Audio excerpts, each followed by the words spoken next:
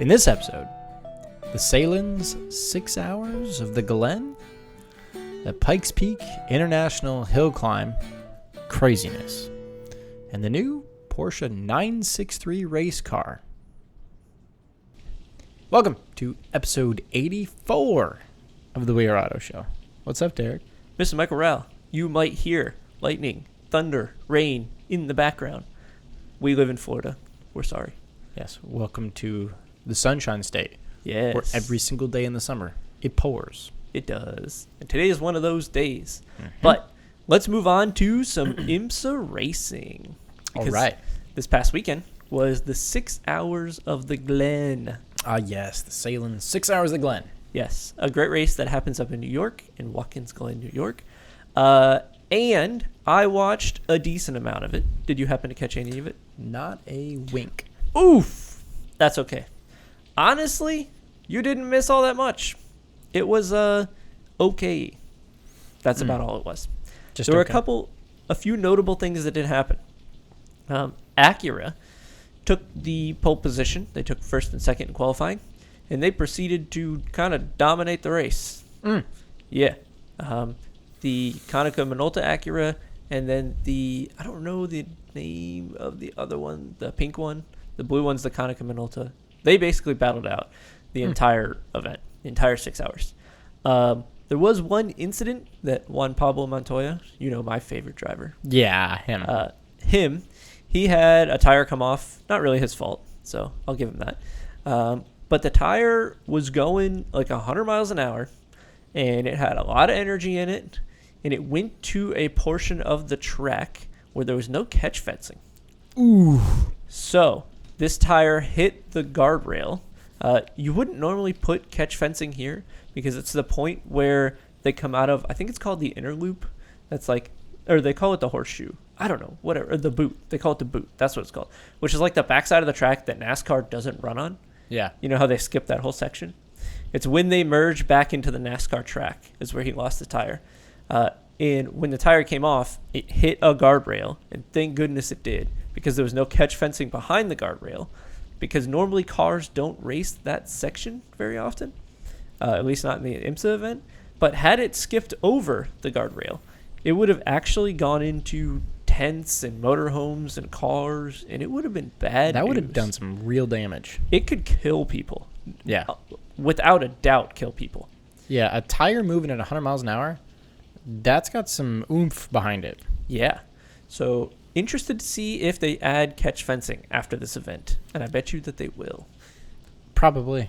Yes. Yeah, probably. There were a couple other accidents. Some P3 cars got into it with each other. Another P3 car caught on fire in the pits. There was that one, was it two P3 cars that bumped, and then the Lambo was the innocent bystander there? There was that too. Ruined their race. Yeah, that Lamborghini that we have up on screen right now. It got totaled, which was unfortunate. That sucks. The innocent bystander. It was very similar to the accident that happened at Le Mans with the Corvette. Yeah. Where two P2s come in contact, and then a GT car on the outside gets wrecked. Mm-hmm. Very unfortunate. Completely innocent bystander. Yeah. And there was also, of note, a red flag that happened with about an hour and a half left due to lightning. Oh. And the British broadcasters were talking, John Hindhaugh and the Radio Le Mans guys. They were chatting it up about lightning in American safety and how we red flag races. And in Europe, they don't for lightning. Kind of weird. They were saying lightning hits differently here. Really? Yeah. That was their opinion on it. They were saying it is more vicious here. Oh, wow. Though I would not think any sort of lightning would be good. So Weak lightning or strong lightning. You don't really want to get struck by either. no. Regardless, it kind of messes you up. Yeah. But yeah, they had an hour red flag. Rain came through, wet the circuit. They had to pause for lightning. It's very similar to what happened at Sebring at the end of the WEC race. Yeah. But they did get going with 30 minutes remaining, and the Acuras just battled it out. And the Konica Minolta Acura, the second car in this shot, the blue and black car, did take the win.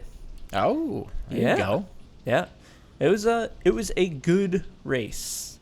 Do you happen to have any standings up? Yeah, let me get those results from the race. Okay. So, as you said, that Kanekanemoto Acura with Ricky Taylor and Felipe Albuquerque took the win, followed by the other Acura with Ollie Jarvis and Tom Blomqvist, followed by a slew of Cadillacs. Then, going into the... I'll touch LMP. Real quick, did you happen to see this BMW's livery? I love it. Oh, that patriotic stars livery, and stripes. So good. Oh, LMP2 looks like it was won by the, I think that's the Wins car with Ben Keating, Mikkel Jensen, and Scott Huffaker. That's good. Mm-hmm. Then going on to LMP3, looks like that was Gar Robinson, Felipe Fraga, and Kay Van Berlo for the win. And then from there, going to GTD Pro, was the BMW M4 GT3 with Connor De Felipe, John Edwards, and Augusto Farfus. Interesting that BMW won that class. And then the GTD AM of Mercedes AMG with Russell Ward, Philip Ellis, and Marvin Deincht actually took the first in GTD, right behind the GTD Pro. So it was GTD Pro in the overall, then a bunch of GTDs, and then finally another GTD Pro. I saw somewhere they might have lost their race. In post-race tech. I don't know if it was them or not. So something I'm realizing, the first GTD Pro and the second GTD Pro are not even on the same lap. Huh. Of the same class. Yeah, not so good. That's a little suspect. Yeah, sus. Yeah. Sus. Overall, not a bad race. It's always good to listen to the broadcast team at IMSA and watch an IMSA event. Yeah. Yep. But there was another event that happened. What was that? It was climbing up a hill. Ooh. And not really more of a hill, but more of a mountain. Mm-hmm. So Pikes Peak happened this past weekend, too. Yes, it did. The Pikes Peak International Hill Climb. You've been there. I've been to Pikes Peak. I haven't been to the race, but I've been to Pikes Peak. I've driven up the mountain. Could you imagine? No. I genuinely, my brain cannot fathom trying to drive up Pikes Peak at full bore. That, hurts my head to think about, because there's a couple corners going up even slowly where you think, wow, I really don't want to misstep even by an inch here, or that could end horribly. Yeah. It is far too dangerous to run this, in my opinion. There's an area of the track called Devil's Playground, and it beggars belief how someone thinks they're gonna just go flat out through some of this. Yeah, for those who don't know, Pikes Peak is a hill climb event where you race up to the top of the mountain as quickly as you can. But when you get near the top, there are no guardrails, and there are 1,000-foot fall-offs. And if you go off it, there's a good chance you die. Yeah, it is a 14,000-foot peak. Woo! Up in the Rocky Mountains. It does bring out very cool cars. It brings out everything. Very unique as well. A lot of downforce. Yeah, for example, this right here. It's just wings. An open wheel car with all the aero you could imagine. Yeah. And a big motor. Yeah, because when you're at 14,000 feet and there's absolutely no density in the air whatsoever, you're just trying to extract every little amount of air pressure you can put onto the car. Mm-hmm. It's insane. Some of the wings and fins and spoilers and all that go up and down Pikes Peak. It's nuts. I am surprised that EVs are not dominating this yet. Yeah, they have. They've been dominating for a while. Are they? Was this year's winner an EV? This year, I will tell you. I'm not so sure it was this year. This I know year last wasn't, year. but for a while, it was. It was the Volkswagen IDR. Right. A couple years ago. It was. This is the one that won this year. Is not. It's pretty much powered by a Honda. That's what I thought. A K-Series engine. And this weird open-wheeled, arrow-winged thing. Whatever it is that won overall. But, real quick, the overall winner went to Robin Schut driving a vehicle called a 2018 Wolf GB08 TSC-LT. Okay. It's not a car that anyone would ever know. It's this kind of open-wheeled K-series powered thing. Mm-hmm.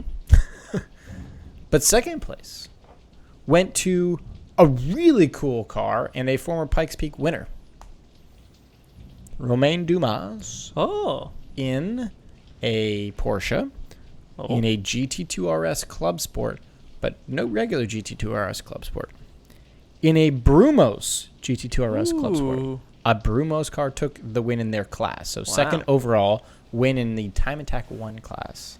That's cool. That's very cool. Yeah. It's nuts. There was one car, a pretty heavily modified Audi RS3 that had a big roll. Ooh. I think it was either in day one or in practice, something like that. And then the shop out there in Denver rebuilt the car and got it running for the race. Wow. I don't know where it stood, but just unbelievable. Yeah. And you can see some of the weather shenanigans that they had to deal with. That's my next point. Looking through some of the pictures, I did see a couple of highlights. Oh, my God. I mean, oh, my God. Pikes Peak on its own is terrifying. To add rain, fog, and snow, and I think there was all three of those. Oh, yeah. In one run would be terrifying. You've got 3 different weather conditions from your base altitude, about a mile-ish high, a little over a mile high, to 14,000 feet. Yeah. There's everything. Sun, snow, rain, fog, drizzle, everything. Because it could be sunny and bright at, 5,000-6,000 feet, but at 14,000, you could be inside the clouds, which is what happened. Mm-hmm. And watching the highlights, no way. No way. Oh, my God. I was watching a highlight of the race-winning run. There's some corners where I'm actually surprised that Pikes Peak allowed them to keep racing because I'm not kidding. You couldn't see the corner. Yeah. That is the sign that you stop racing. When the corner workers cannot see the corner, that's when you call it. At least for normal circuit racing. You couldn't see the corner coming up to it. And there's no guardrail. It's just a bazillion-foot plummet to the death. I guess you memorize the track. I guess you just say, well, hope I don't die today. Yeah. I think you say that every time you run Pikes Peak, though. True. Yeah. There's something different about those guys that run that. Yeah, I couldn't do it. A wild event. I don't think I could actually properly run it wide open. No. And you ran up it in a pickup, and you were probably terrified. There was still a couple corners in this Tacoma. I was like, I really just don't want to misstep here. No. I just really, really don't want to misstep here. Imminent disaster. Mm-hmm. Yes. But let's move away from Pikes Peak. All right. Because we did briefly chat about Goodwood this past episode, but there was a racer that was revealed at Goodwood. Kind of revealed. Well, unveiled, I suppose is a better word for it, right? So the Porsche LMDh car, right? The new hypercar that's coming out for Porsche, that's going to come out and claim the top step back for Porsche where it rightly belongs. Let's hear it, fanboy. Let's hear it. Of course. Its new livery, its non-camouflage look has been unveiled. Ooh. I like it. Do you? I do. I have a bone to pick. What's your bone? From this point of view, right Which is here. What? Dead straight on the front. Which you kind of rarely see a race car from. Normally you see them from the side, if you're a fan. But from the dead front, there's something about this that I don't like. I think it's the very front edge. They needed to do something with the livery. Something needs to be interesting. I like it. I'm not a fan. From every other angle, I think the car looks really good. From the back, looks fantastic. From the side, looks great. From the very front on, I don't know if it's the Porsche headlights. It just doesn't speak Porsche to me. Did the 919, the previous hypercar, speak Porsche to you? More than this. How? Does the Toyota hypercar speak Toyota to you? Oh, there's Highlander written all over that. I'm sure it does. Yes. Yeah. The Toyota Land Cruiser hypercar. Did you not see BRZ plastered all over the side of it? Yes, Corolla. Jesus. Overall, the car does look pretty darn good. Do you like the livery? I do. What is the livery? It's like half new, half paying homage to like a couple different cars. It just like it's almost paying homage to the old 962 livery from way back in the day. And then it's almost paying homage to the 919 Evo. And this is the 963. Yes, the new 963. Okay. Like, it's got some 956 feels to it. It's got some 962 feels to it. It's got some 919 feels to it, which was the previous hypercar. Why couldn't they select the circular headlights? Because they didn't. Yeah, why? For aerodynamics, I'm sure. They needed more style than aero, because you're going to get the BOP you need. So just design the car to look like a Porsche. The aero, to a certain extent, in the very front, kind of matters, but it also doesn't matter all that much, because BOP is going to make you relevant anyway. And if your aero's too good, BOP is going to smack it down anyway. True. I don't know. I like it. I think it's cool. I don't dislike it. Just wish they had made it more Porsche from the front. I just wish this upcoming season I see a Porsche Glickenhaus 1-2 every race. That'd be the perfect season for me. Porsche Glickenhaus 1-2. You're saying and Toyota 12th. You don't want BMW Toyota? No. Just podium every time? Porsche Glickenhaus every single race. I will say, it's going to be awesome to watch. I'm stoked to see this thing in person. Mm-hmm. Yeah, baby. Yep. And there's actually a little bit of a rumor that this new car could potentially enter this year's 8 Hours of Bahrain. Okay. So we could see this sooner than we thought. They want data. Yes, they do. They want lots of race data. Yep. They can't go wrong with it. Yep. That's Agreed. what you need. I'm stoked. But yeah, that's the new 963 race so car. That brings who into the play here with the prototypes? We got Lamborghini. We got Glickenhaus. We got Toyota. We got Porsche. We got Ferrari. Van Wallace, Peugeot. Bicalis. That's 7. Cadillac. Yep. And Acura. That's Did 9. you already say Toyota? What? Did you already say Toyota? Yep. So that's 9 in total. BMW?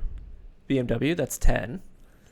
Now, that's where we're at. That doesn't mean 10 in IMSA and 10 in WEC, because as far as my understanding goes, Glickenhaus will not be in IMSA, Toyota will not be in IMSA. They're trying. But they are. But the current regulations of IMSA do not allow them in. There might be a change to that. Some teams will be in certain series, some will not. So we'll see how that all shakes out. But as far as I understand, Penske will be running in both IMSA, or Penske with the Porsche will be running in both IMSA and WEC. Yes, I heard that it's going to be Penske and then Jota. Jota will be the other. Will be the other Porsche in team. WEC. Yep. Okay. In WEC. Okay. 2 good teams. Yeah. 2 good teams. 2 teams that know what they're doing. Wonder if they're just going to plaster Jota over the Penske badge here and keep the livery. We'll see. Don't know. We'll find out. Car looks cool. Mm-hmm. Yep. So that's all I got for episode 84. You got anything else? Looking forward to the Rolex 24. Me where we get to see this in action. Yes, sir. So that's it. Thanks so much for watching. If you're on YouTube, leave us a thumbs up, subscribe, and a comment. Would love to know if you think the new Porsche 963 looks good. And if you are listening on audio, please leave us a 5-star rating and a review on your platform of choice. And while you're at it, don't forget to follow us on social. Facebook is We Are Auto, Instagram is We Are Auto _, YouTube is We Are Auto, and our website is weareauto.io. So thanks again. We'll catch you guys in the next one. Peace.